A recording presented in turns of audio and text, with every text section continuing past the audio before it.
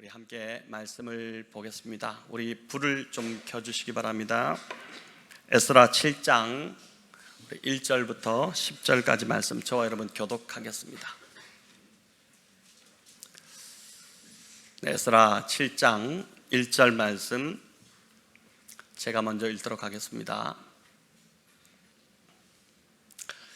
이 일 후에 바사왕 아닥사스다가 왕위에 있을 때에 에스라라 하는 자가 있으니라. 그는 스라야의 아들이요 아사라의 손자요 hil기야의 증손이요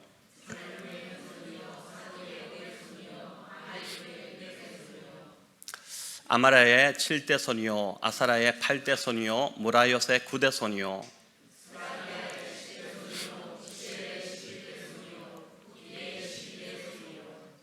아비수아의 13대 손이요 비느하스의 14대 손이요 엘르아살의 15대 손이요 대제사장 아론의 16대 손이라.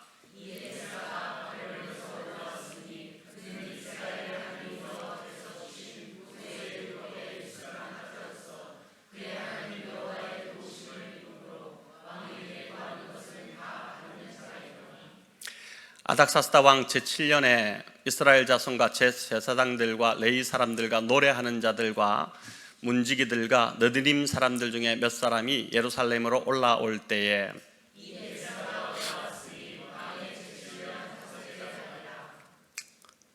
첫째 달 초하루에 바벨론에서 길을 떠났고 하나님의 선한 손에 도우심을 입어 다섯째 달 초하루에 예루살렘에 이르니라. 에스라가 여호와의 율법을 연구하여 준행하며 율례와 규례를 이스라엘에게 가르치기로 결심하였었더라. 아멘. 네, 오늘 그 에스라의 결심 이 제목으로 7장이죠. 우리 7장을 함께 좀 살펴보고자 합니다. 여러분 에스라서를 지금 우리가 묵상하고 있는데 그 에스라서는 크게 두 부분으로 나눌 수 있습니다. 1장부터 6장까지가 한 부분이고 또 7장부터 10장까지 에스라 전체가 이제 10장으로 이루어져 있죠. 7장부터 10장까지가 또 한 부분입니다. 책 이름이 이제 에스라, 이 에스라 사람의 제사장의 이름을 따서 이제 에스라서라 이렇게 하는데 정작 이 에스라는 후반부인 7장부터 등장합니다. 7장에 가서야 이제 그 이름이 나오게 됩니다. 자, 그리고 이제 6장 앞부분이 1장부터 6장까지 또 뒷부분인 7장부터 10장까지인데 6장과 7장은 57년 정도의 시간적 간격이 있습니다. 굉장히 이제 시간의 차이가 있죠. 앞서 살펴본 1장부터 6장까지는 그 바벨론의 포로지에서 돌아온 그 귀향민들이 성전을 이제 건축하는 것이 주 내용이었습니다. 우리가 계속 묵상했던 내용이죠.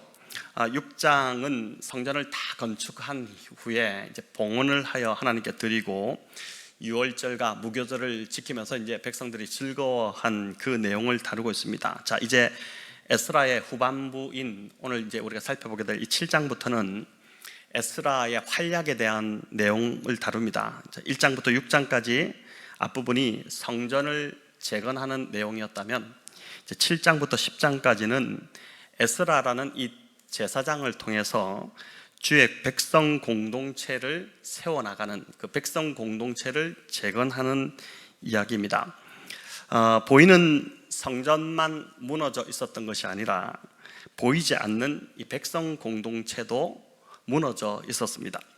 둘 다 무너진 것이죠. 그래서 에스라 1장부터 6장까지가 이 앞부분이 무너진 그 보이는 외형적인 성전을 재건하는 이야기였다면 7장부터 시작되는 에스라의 뒷부분은 보이지 않는 무너진 백성 공동체, 백성들의 신앙, 그 백성들의 영적인 내면을 에스라를 통해 다시 세우는 그 내용입니다. 여러분 에스라가 귀환한 이 시점은 오늘 본문 8절에 나오는데 여기 보니까 아닥사스다 왕 7년에 올라왔다 이렇게 되어 있죠.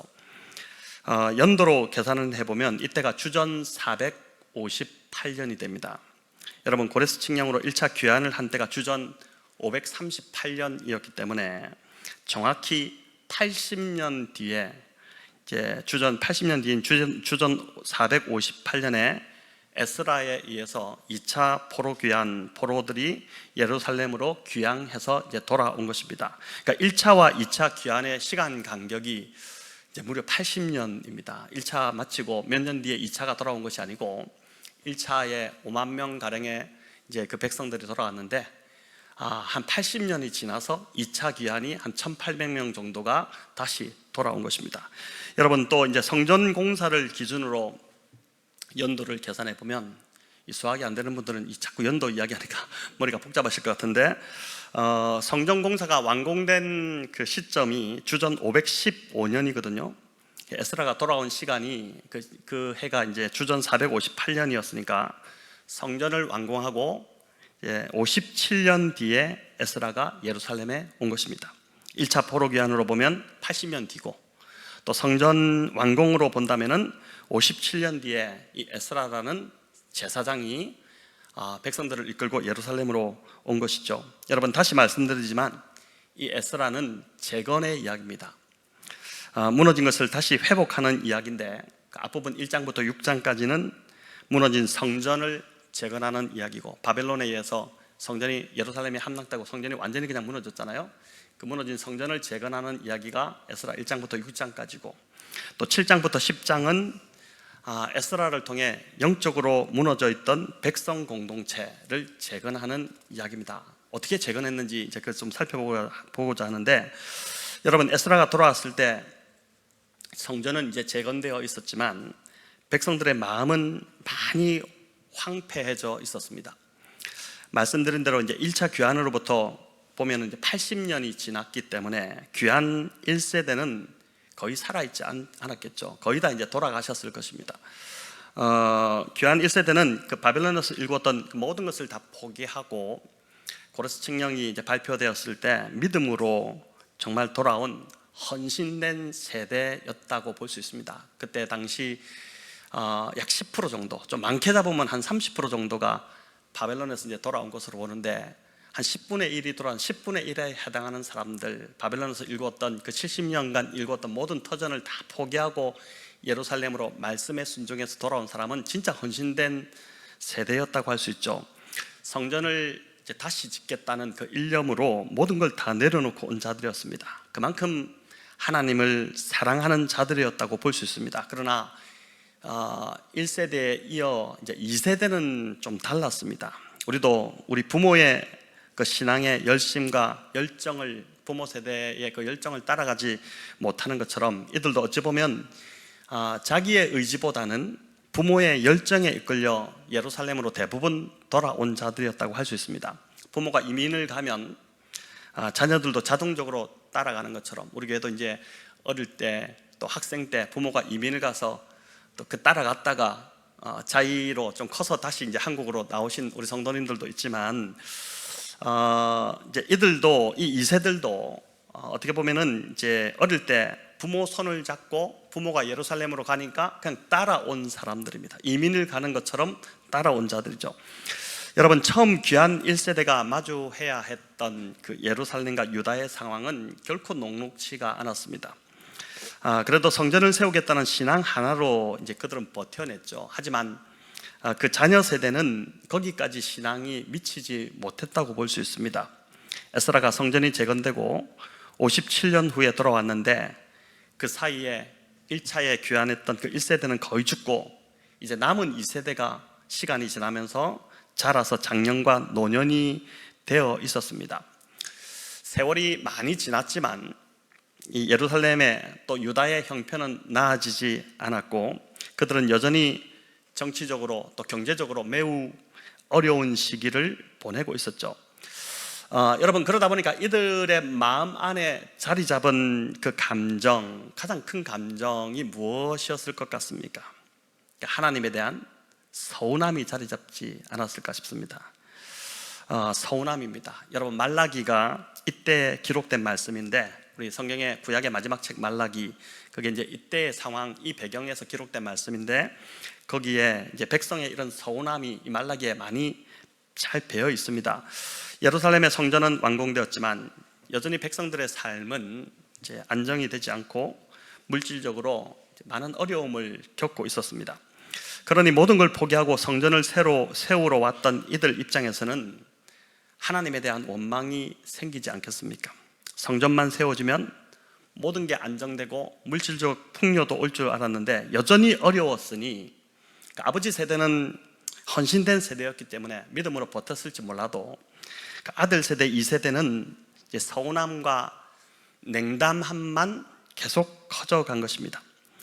1세대의 열정으로 시작되었던 이 신앙 공동체, 포로기한 신앙 공동체는 어느새 이제 의무감만 남아서 겨우 명맥만 유지하는 그런 수준이었습니다. 모여도 별로 뜨겁지도 않고 그냥 덤덤하고 그냥 의무감으로 예배에 모이고 이런 모습이었다고 볼 수 있습니다. 과연 하나님이 우리를 사랑하시는 것이 맞는가? 하나님이 살아계시기는 한 것인가? 하나님이 살아계시다면 왜 우리는 성전을 세웠는데도 계속 이렇게 힘들어야 하나? 여러분, 이런 의구심과 혼란스러움만 이제 커져간 것입니다. 하지만 하나님은 이들에게 묵묵부답하시는 것만 같아 보였죠. 하지만 그렇지 않습니다. 하나님께서는 이들을 잊지 않으셨고 하나님의 사람 에스라를 준비하고 계셨습니다. 그것도 예루살렘으로부터 1500km나 떨어진 먼 그 이방 땅 페르시아에서 하나님의 사람을 준비하시고 때가 되시니까 예루살렘으로 이제 그를 이끌어 오신 것입니다. 여러분, 우리가 이제 늘 경험하는 바지만 하나님은 때를 아시고 또 그 때를 기다리시고 또 그 때를 정하시고 정확한 때에 하나님의 때에 일하시는 분이시죠. 애굽에서 이스라엘 백성들의 고통의 소리가 가장 극에 달했을 때 모세를 보내신 것 같이 포로에서 돌아온 이 귀한 공동체의 마음이 가장 낮아지고 가난해져 있을 때 그때에 에스라를 보내셨다고 볼 수 있습니다. 출애굽도 우리가 출애굽할 때 이 백성들의 고통이 극에 달하지 않았다면 여러분 모세를 보냈어도 하나님께 너희를 나가라고 한다, 이제 약속의 땅으로 가야 된다 이렇게 모세를 통해 보냈어도 하나님 말씀을 듣지 않고 절대 떠나려고 하지 않았겠죠. 애굽이 좋은데 왜 사서 고생해서 광야로 나가서 고생을 하느냐 이렇게 하고 이제 따라 나서지 않았을 것입니다. 그래서 하나님은 이스라엘 백성들의 고통이 막 극에 달할 때까지 기다리셨고 그 기간 동안 모세도 어떻게 합니까? 미디안 광야에서 40년의 그 지도자로서의 훈련을 시키시는 시간을 가지신 것입니다. 에스라가 등장한 시기도 참 비슷합니다. 예루살렘으로 귀환한 이 백성들이 마음이 편안하고 또 물질적으로도 풍요로웠다면 또 다른 문제가 없었다면 에스라가 와서 말씀을 전해도 별로 귀 기울이지 않았을 것입니다. 별로 말씀이 들어오지 않았을 거예요. 그런데 그들의 마음이 가장 낮아지고 가난해질 때까지 하나님께서 기다리셨고 그 기간이 성전 완공 후 57년이 지난 때였습니다. 하나님은 때를 아시고 때를 기다리시고 정확한 때에 일하시기 시작한 것이죠. 자, 그럼 에스라가 어떤 사람일까 이제 우리가 궁금해지는데, 여러분 먼저 1절부터 5절은 에스라의 족보가 소개됩니다. 여러 이름들이 나오지만은 그 중에 이제 대표적인 이름이 사독, 비느하스, 엘르아살, 아론, 이 아론의 후손이다 이렇게 나오죠. 여러분 아론은 대제사장, 그 제사장의 대제사장의 시초지 않습니까? 아론의 아들이 엘르아살이고 또 아론의 손자가 비느하스입니다. 그리고 이제 이 사독은 다윗 왕 때의 유명한 대제사장이죠. 모두가 다 유명한 대제사장의 이름입니다. 이 족보를 보여주는 이유는 에스라가 바로 이 정통 제사장 가문의 후손이라는 것이고 또 이런 혈통보다도 더 중요한 건 이런 훌륭한 믿음의 유산을 받은 자이기 때문에 영적 부흥을 주도하기에 적합한 하나님이 예비하신 자다라는 것을 지금 이제 보여주는 것입니다. 여러분, 그런데 에스라는 이 혈통만 좋은 것이 아니었습니다. 6절에 에스라의 소개가 이어지는데 뭐라고 나오냐면은 모세의 율법에 익숙한 자 이렇게 나오고 있고, 또 10절에 보니까 여호와의 율법을 연구하여 준행하고 율례와 규례를 이스라엘에 가르치기로 결심한 자 이렇게 소개합니다. 율법에 능하고 율법을 연구할 뿐만 아니라 그 연구한 율법대로 자신이 살아내고 그리고 율법을 가르치는 자라고 이제 소개하는 것이죠. 여러분 한번 생각해 보십시오. 하나님의 때에 하나님이 지금 보내신 자가 율법에 능한 율법의 사람이라는 것, 이게 무엇을 의미하는 것이겠습니까? 유다 백성들 안에 지금 포로에서 돌아와서 성전을 세우고 거기에서 살고 있던 그 유다 백성들 안에 진짜 결핍이 무엇이었는지, 무엇이 무너져 있었는지를 알려주는 것입니다. 그것을 채우기 위해 보낸 자가 바로 에스라라는 것이죠. 이 백성들의 문제가 겉으로 보기에는 물질적으로 지금 궁핍하고 또 주변 국가의 마찰로 치안이 불안한 것이 문제처럼 보였지만, 그래서 경제적 문제, 정치적 문제만 해결되면 삶이 회복될 것처럼 보였지만, 진짜 근원적인 문제는 하나님의 말씀의 부재였다는 것입니다. 그게 돌아온 포로 귀한 자들의 진짜 문제였다는 것이죠. 50여 년 전 성전은 잘 지어졌고 애써서 성전을 지었죠. 그래서 제사의 기능은 이루어지고 있었지만 백성들의 삶의 그 삶 속에 정작 말씀은 점점 더 텅 비어가고 있었다는 것입니다. 여러분, 그렇게 된 가장 큰 이유가 있는데, 에스라서 2장에 그 1차 귀환자 명단이 쭉 나옵니다. 그 명단이 나오는데 거기에 보면은 어떤 부류가 가장 작냐면은 레위인들이 가장 적게 들어왔어요. 2차 귀환 때도 마찬가지인데 2차 귀환 때는 레위인의 숫자가 1차보다 더 부족했죠. 이제 8장에 그 내용이 나오는데 처음에는 레위인이 한 명도 모집이 안 돼가지고 에스라가 귀환하는데 레위인이 한 명도 모집이 안 됐어요. 그래서 겨우겨우 막 설득하고 모아서 데리고 온 사람이 38명에 불과했습니다. 성전에서 막리를 하며 레위인들을 돕는 그 느디님 사람들은 220명이나 자원해서 돌아왔는데 레위인은 너무 적었던 것입니다. 여러분, 이 숫자가 부족하다 보니까 레위인의 1차 때도 그렇고 2차 때도 레위인의 숫자가 부족하다 보니까 레위인의 그 업무인 성전 문지기와 또 성가대 이렇게 노래하는 자들, 그리고 제사의 짐승 잡는 것과 성전 일을 하는 것, 이런 일만 해도 턱없이 일손이 부족하지 않았겠습니까? 물론 느디님 사람들 그 일을 보충했겠지만은 정말 일손이 부족했겠죠. 그런데 레위인들이 이제 구약에 보면은 이제 레위기나 이런 데 보면은 성전의 제사와 또 성전 일만 하는 것이 아니었습니다. 율법에 의하면 레위인의 더 고유한 이제 그들의 업무가 있는데, 그건 뭐냐면은 12지파의 각 성읍으로 이 레위인들이 골고루 흩어져서 백성들에게 말씀을 가르치는 일, 말씀을 가르치는 일을 이제 레위인들이 맡았습니다. 여러분, 이 일이 무엇보다 레위인들에게 중요한 일이었죠. 레위인들이 평소에 백성들에게 말씀을 잘 가르쳤기 때문에 백성들은 하나님의 말씀대로 살았고, 레위인들의 이 말씀의 기능이 살아있을 때 이스라엘은 우상을 멀리하고 하나님께 복을 받았습니다. 반면에 이 레위인들의 기능이 무너지면은, 즉 말씀이 약화되면은 이스라엘이 함께 이제 약화되고 우상을 섬기는 그 일들이 이제 일어났던 것입니다. 자, 그런데 지금 레위인들이 당장 예루살렘 성전에서 이제 성전 업무에도 일손이 모자랄 판이었기 때문에 각 성읍으로 흩어져서 말씀을 가르치는 일은 돌아온 이 포로 귀한 자들 그 공동체 안에서 꿈도 꾸지 못했던 것입니다. 우리 2장 70절에 그 내용이 잘 나오는데 같이 한번 읽어보겠습니다.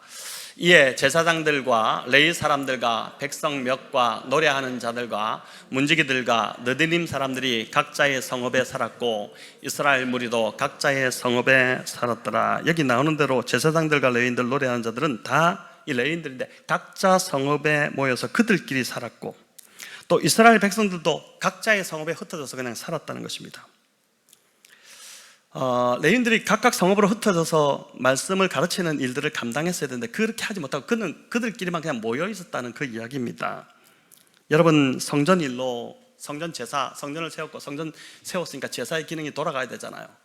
그 일만 해도 일손이 모자라고 막 벅찼기 때문에 레위인들이 본래 고유의 그들의 업무였던 각 성읍으로 흩어져서 말씀을 가르치는 그 경황이 없었던 것이죠. 자, 그러니 백성들 안에 하나님 말씀의 부재가 더 심해지기 시작했던 것입니다. 그것도 50년 이상 말씀이 부재한 상태로 보냈으니 이 백성들의 문제는 그 어떤 것도 아닌 바로 그들 삶에 말씀이 없다는 것이 문제였어요. 여러분, 이제 예배 안 드리고 한 달만 이제 주일 빠지고 놀러 다녀보십시오. 말씀을 듣지 않고 또 큐티하지 않고 지금 정말 즉각적으로 이상 증상이 나타나기 시작할 겁니다. 근데 이들이 지금 무려 50년 이상 말씀을 잘 듣지도 못하고 말씀을 가르침 받지도 못하고 이제 그렇게 살았다는 것이죠. 그러니까 이스라엘 귀한 공동체 안에 무엇보다 이 말씀이 너무너무 약화되어 있었다는 것입니다. 여러분, 이번 주가 하나님께 하나의 감사를 드리는 우리 추수감사절입니다. 우리가 이제 이 감사를 어떻게 표현할까 생각해서 이제 김장을 담아서 또 이웃들에게 나누고 어려운 자들에게 보내고 이렇게 하려고 하는데, 여러분, 추수감사절임에도 불구하고 우리 삶에도 감사가 없는 이유, 아니 감사보다 오히려 불평과 원망과 서운함이 더 큰 이유 역시 다른 어떤 요인이 아닌 말씀이 없어서일 수가 있다는 것입니다. 하나님의 말씀이 내 안에 너무 비어있기 때문입니다. 우리는 핑계대기를 관계 때문에, 또 사람 때문에, 자녀 때문에, 또 경제적인 문제 때문에 여유가 없어지고 삶이 메마르고 황량해진다, 그렇게 생각할 수 있겠지만 그 모든 것보다 실은 지금 내 안에 하나님의 말씀이 어느 때부터인가 사라져서 그럴 수 있다는 것입니다. 여러분, 그런 분이 계시다면 오늘 이 밤에 말씀 앞에서 자신을 돌아보고 다시 한번 말씀을 붙잡으시기를 바랍니다. 내 안에 말씀이 충만하면 여러분, 세상을 보는 눈도, 또 사람을 보는 시각도, 또 문제를 바라보는 관점도 달라지기 시작합니다.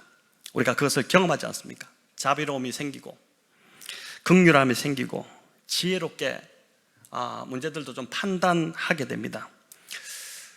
저녁에 마음이 막 어려운 일이 있어서 잠을 편하게 자지 못했는데 아침에 말씀을 묵상하면서 말씀의 깊은 은혜를 경험하게 되면 더 이상 그 어려움이 이제 문제가 되지 않는 걸 우리가 경험하지 않습니까?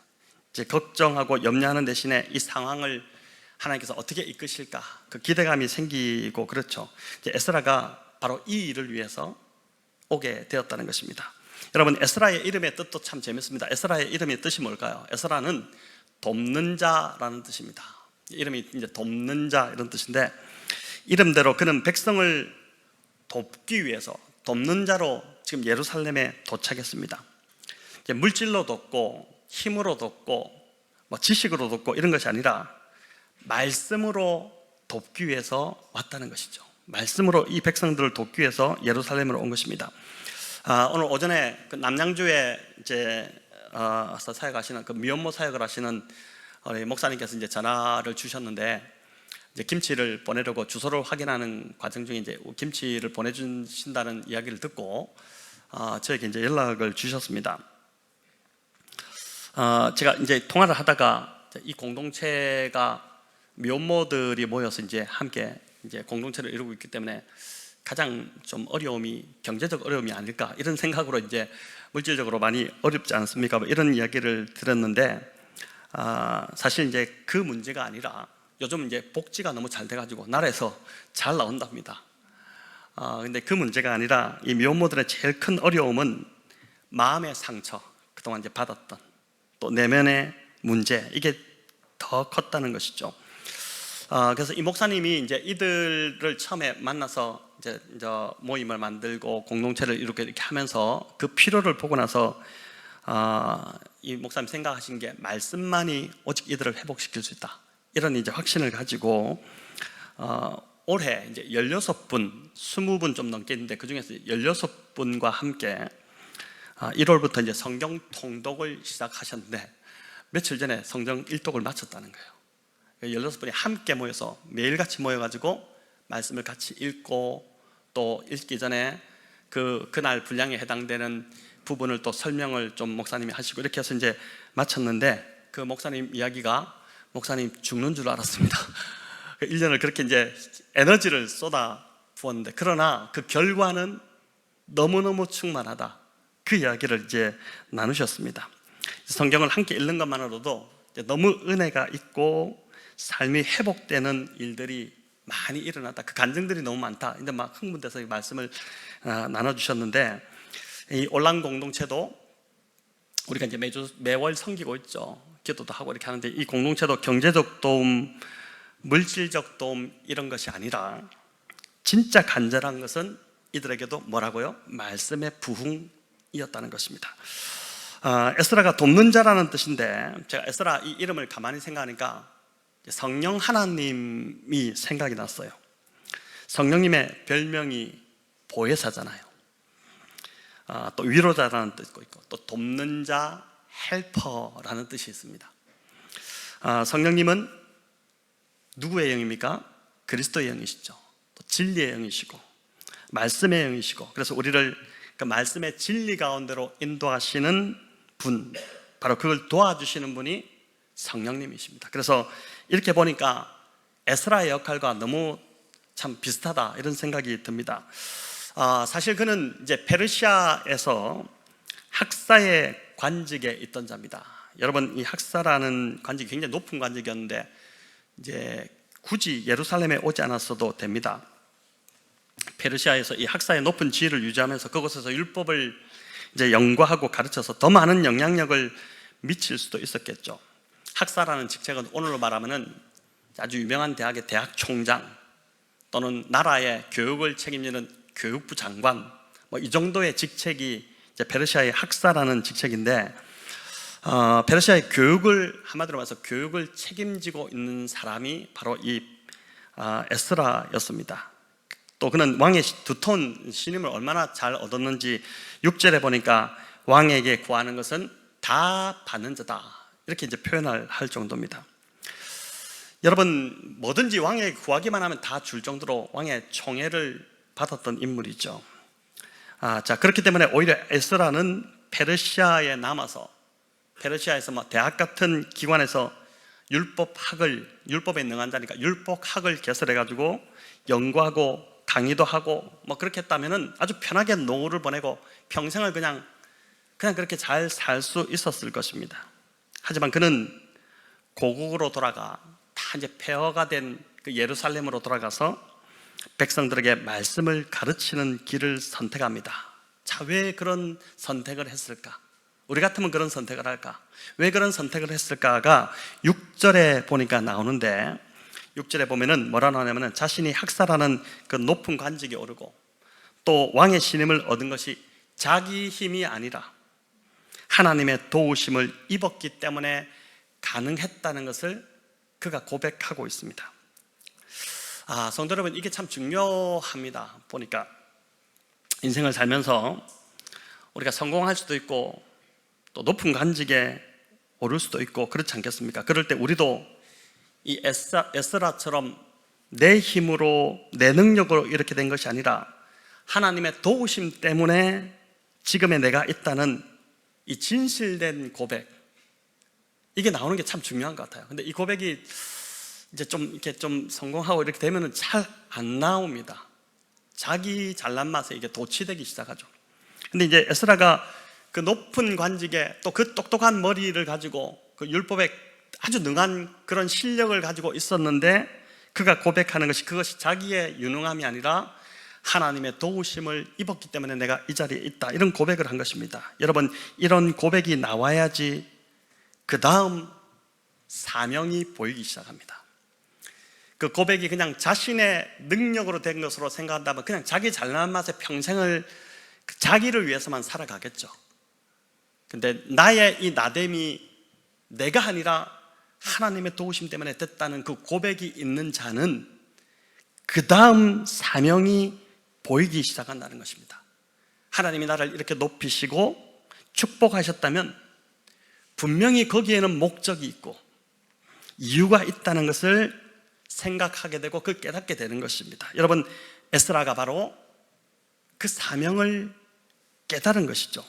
성전은 세웠지만 신앙이 무너지고 영적으로 황폐해진 동족 유다 백성들, 그들의 소식을 에스라가 페르시아에서 전해 듣지 않았겠습니까? 그러면서 하나님이 나를 이렇게 능하게 하신 이유, 율법에 뛰어나게 하신 이유는, 그리고 이 땅에서 이렇게 출세하게 하신 이유는, 그래서 왕에게 많은 것을 내가 도움을 얻어서 갈 수 있는 그런 조건을 갖추게 하신 이유는 바로 나의 동족 유다 백성들을 지금 무너져 있는, 영적으로 완전 무너져 있는 그들을 말씀으로 세우고 회복시키라는 사명이 나에게 주어졌구나, 이걸 깨달은 것입니다. 율법에 뛰어난 능력을 주신 이유가 자기 자랑하고 입심양명하라고 이런 능력을 주신 것이 아니라 하나님이 정하신 때에 고국으로 돌아가 무너진 백성들을 말씀으로 세우라고 주셨음을 이 에스라가 깨달은 것입니다. 여러분, 스룹바벨이 이끄는 1차 귀환의 목적이 성전 재건이었다면, 그래서 2차 귀환의 목적은 에스라를 통해 백성들 안에 말씀의 부흥을 일으키는 것, 그 이제 목적이었습니다. 당시 백성들의 영적 상태가 얼마나 심각했는지 말라기서에 잘 나와 있는데, 먹고 사는 것이 궁핍해져서 또 하나님에 대한 서운함이 계속 커져서 이 백성들이 당시 제물을 이제 하나님 앞에 제사 드릴 때 제물을 바치는데 그 일이 참 소홀하게 여기는 그 일들이 나옵니다. 말라기서 1장 8절을 우리 같이 한번 읽어보겠습니다. 만군의 여호와가 이르노라, 너희가 눈먼 희생 제물을 바치는 것이 어찌 악하지 아니하며 저는 것 병든 것을 드리는 것이 어찌 악하지 아니하냐. 이제 그것을 너희 총독에게 드려보라. 그가 너를 기뻐하겠으며 너를 받아주겠느냐. 하나님께 지금 제사 제물을 드리는데 온전하고 가장 좋은 것, 가장 귀한 것, 내가 가진 것 중에 가장 좋은 것을 드리는 것이 아니라 눈먼 것, 병든 것, 다리 저는 이런 짐승들을 바쳤다는 것이죠. 총독에게 드려도 이제 총독에게 드려도 되지 않을 그런 것들을 하나님께 드렸다는 것입니다. 또 여기 보면 말라기에 보면 이 백성들이 11조를 내지 않아서 레위인들이, 그나마 있던 레위인들도 다 뿔뿔이 흩어지는 일들이 벌어집니다. 그러니까 레위인들은 어떤 기업을 갖고 있지 않고 백성들이 내는 11조로 생활을 했는데, 그 11조조차 내지 않으니까 먹고 살 일이 없으니까 생업을 위해서 레위인들이 막 흩어져 버립니다. 여러분, 영적으로 무너진데 말씀을 알려줘 그나마 소수에 남아있던 레위인마저 다 사라지니까 완전히 그냥 영적 소강 상태가 되어버린 것이죠. 영적으로 신앙이 무너졌는데 덩그러니 성전에 그 건물만 세운다고 무슨 소용이겠습니까? 여러분, 오늘날 교회도 건물을 세우는 것보다, 이제 어떤 분들은 건물을 세우기만 하면 사람들이 번듯하게 건물을 세우고 주차장을 마련하면 사람들이 올 것이다, 막 그렇게 이야기하지만은 건물을 세우는 것보다 성도 한 사람 한 사람을 말씀으로 단단하게 세워나가는 것, 그게 이제 우선적으로 중요한 것이죠. 성도들이 말씀으로 세워지면 교회의 영적 부흥은 자연스럽게 따라오게 되는 것입니다. 여러분, 재밌는 건 이제 본문을 묵상하면서 이제 그런 생각을 해보았습니다. 이 에스라가 조금 일찍 더 스룹바벨과 함께 올 수도 있었는데, 나이 차이 때문에 그럴 수 있겠다 싶기도 한데, 왜 성전이 다 세워지고 나서 뒤늦게 왔을까 하는 것입니다. 자, 이걸 보더라도 하나님의 때가 중요하고 하나님이 하시는 일이 참 놀랍다는 생각이 드는데, 성전이 세워지기 전에 만약에 에스라가 왔다면 에스라는 말씀을 가르치는 일에 전념하지 못하고 오히려 영적으로 고갈되지 않았을까?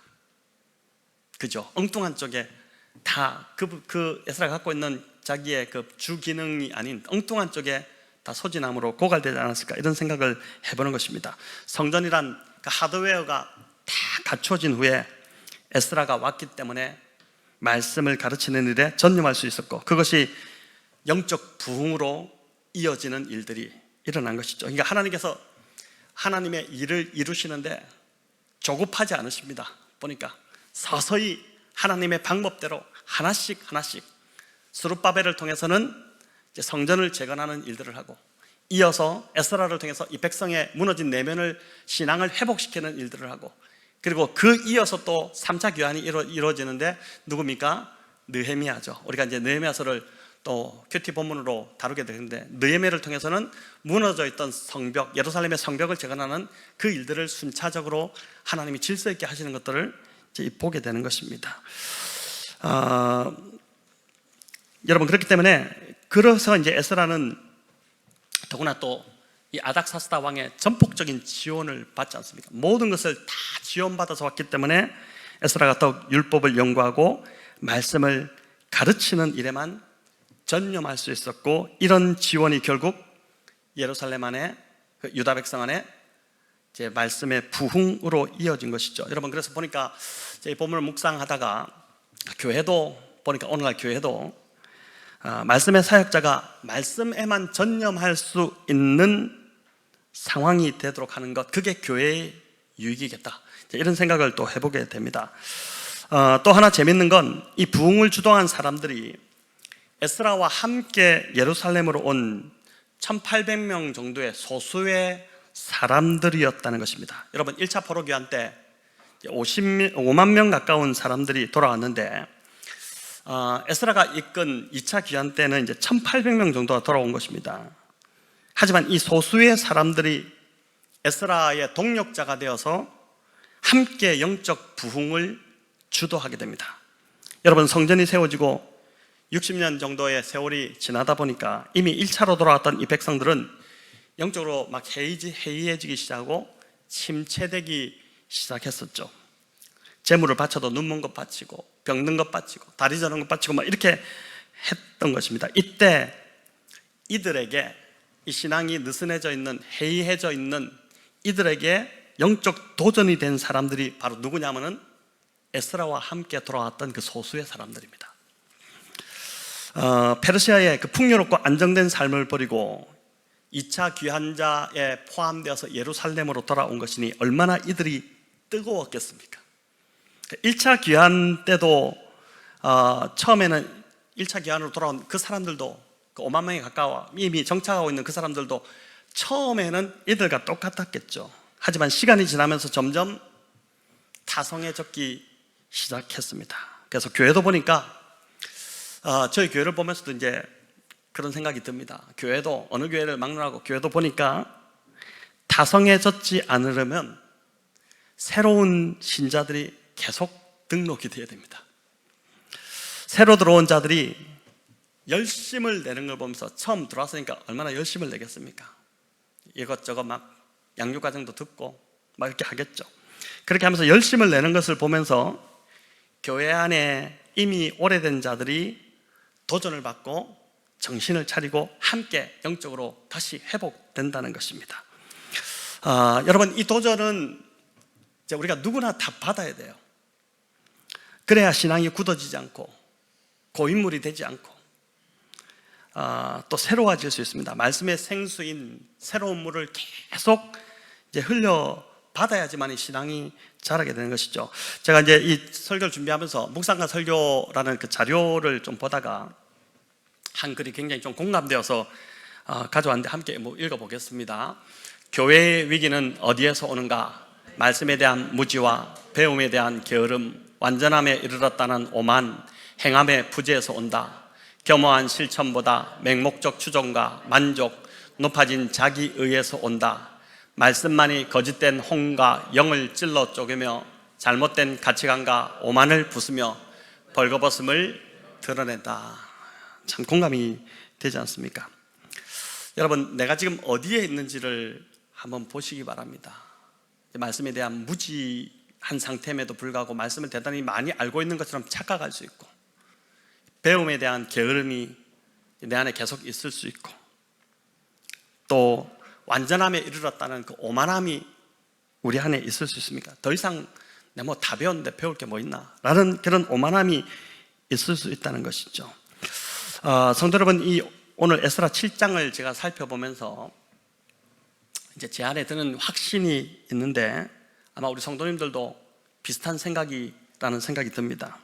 교회는 그 무엇보다 말씀의 부흥이 중요하다는 것입니다. 말씀이 중요하다는 것이에요.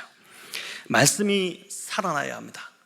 그러니까 말씀이 생수가 되어서 성도들이 그 생수를 먹고 마셔야지 영적 부흥이 일어나게 됩니다. 또 개인의 묵상이 점점 더 깊어져야 됩니다. 한 해, 두 해 우리가 신앙생활하면서 묵상하는 횟수가 늘어날수록 우리의 묵상의 수준이, 그 깊이가 점점 더 깊어져야 한다는 것입니다. 여러분, 묵상에서 매일 길어내는 그 생수를 마시면 우리가 그 생수를 마시고 하루를 살아갈 수 있고 문제를 이겨낼 수 있는 것이죠. 성전 건물을 그렇게 잘 세워놓았어도 보니까 말씀이 없으니까 아무 소용이 없었습니다.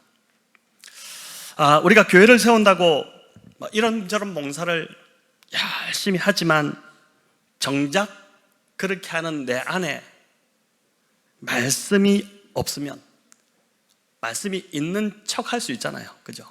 근데 진짜 말씀이 내 안에 있는지 없는지는 내가 알잖아요. 지금 정말 말씀이 없으면 나의 헌신과 이 섬김은 이내 지쳐버립니다. 기쁨이 사라지고 공허할 뿐인 것이죠. 목장도 보니까 마찬가지입니다.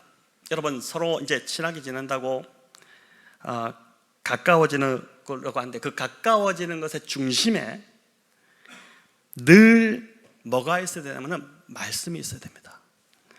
그러니까 말씀을 중심으로 하는 교제가 아니면 여러분, 그 목장은 오래가지 못하고 공허해지고 사람의 모임이 되고 세상의 모임이 되겠죠. 그러니까 늘 이제 힘들어도 우리가 이제 매주 붙잡고 하는 그 말씀에 나눈 묵상, 그게 우리 안에서 힘들어도 우리 목사님들이 끝까지 붙들고 함께 말씀을 나누려는 노력이 있어야지 우리가 이제 목장이 살아날 수 있다는 것이죠.